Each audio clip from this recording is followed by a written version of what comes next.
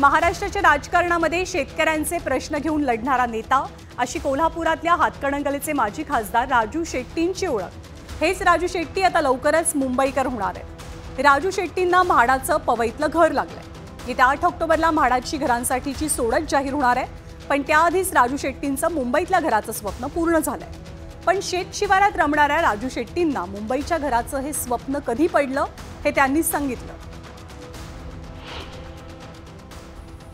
हल्ली 4-5 वर्षांमध्ये मी लोकसभेत पराभूत झाल्यानंतर मुंबईमध्ये थांबण्याची व्यवस्था होत नव्हती किंवा कार्यकर्ते आले तर त्यांची व्यवस्था करता येत नव्हती आणि महाराष्ट्राच्या कानाकोपऱ्यातून येणाऱ्या कार्यकर्त्यांची एक साधी अपेक्षा असते की मी त्यांची मुंबईमध्ये राहण्याची व्यवस्था करावी।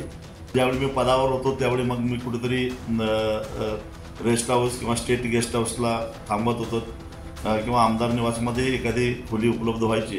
पण अलीकडच्या काळामध्ये मनोरा आमदार निवास वाढल्यामुळं कार्यकर्त्यांची राहण्याची व्यवस्था करणं किंवा एखादा गावाकडचा पेशंट आला तर त्याची राहण्याची व्यवस्था करणं फार मुश्किल व्हायचं, म्हणून हा निर्णय मी घेतलेला। मुंबई म्हाडाची सोडत खरं तर 8 ऑक्टोबरला जाहीर होणार आहे, पण त्यापूर्वीच राजू शेट्टींना म्हाडाचं घर हे कसं मिळालं याबद्दल अनेक प्रश्न उपस्थित होत आहेत। त्याचं कारण असं आहे की राजू शेट्टींनी म्हाडाच्या पवई परिसरातल्या घरासाठी अर्ज केलेला होता।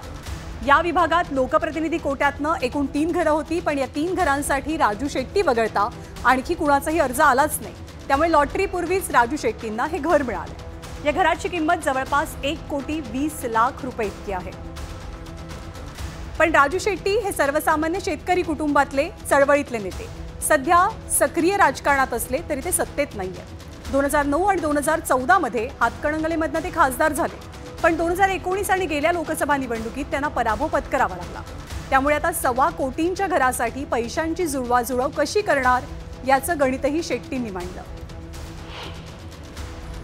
मी चळवळीतला माणूस आहे आणि प्रामाणिकपणानं काम करत आलो, त्यामुळे मुंबईत घरे घेण्याची ऐपत नव्हतीच। आतासुद्धा एवढ्या मला वाटतं की 1,20,00,000 रुपयाची काहीतरी किंमत म्हाडानं दाखवलेली आहे, परंतु 20-25 लाख रुपये भरून त्याच्यावर कर्ज प्रकरण करून पेन्शनमधून हप्ते फेडत राहायचं असं प्लॅनिंग करून मी हा अर्ज केलेला आहे। तर राजू शेट्टींना ज्या पवई भागात घर मिळालंय त्या भागात उच्चभ्रूंची वस्ती आहे, अनेक सेलिब्रिटी तिथे राहतात।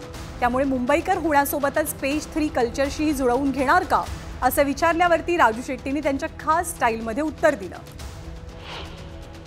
एकतर ते नेमकं कुठं आहे की आम्ही अजून बघितलेलंच नाही आहे, फक्त जाहिरात वाचली आणि आमच्या कार्यालयाला सांगितलं की ते अर्ज करून द्या, बघू आपल्या नशिबात असेल तर आपल्याला लॉटरी लागेल। पण सुदैवाने कोण स्पर्धकच आलेला दिसत नाही आणि त्यामुळं सेलिब्रिटीशी काय मला काय देणं घेणं नाही आहे आणि ते राहतात का नाही मलाही माहीत नाही, परंतु त्याचं मला फारसं कौतुकही नाही। ते गेली 4-5 वर्ष राजू शेट्टी मुंबईतल्या ज्या घरासाठी प्रयत्न करत होते ते घर अखेरीस त्यांना मिळालंय, पण घर मिळालं तरी राजू शेट्टी तिथे फारसे राहणार नाहीयेत। कार्यकर्ते आणि आपल्या गावकऱ्यांसाठी मुंबईमध्ये एक हक्काचा निवारा म्हणून ते घर असेल असं म्हणत शेट्टींनी निश्चितपणे आपल्या मनाचा मोठेपणा दाखवल्याची भावना व्यक्त होते।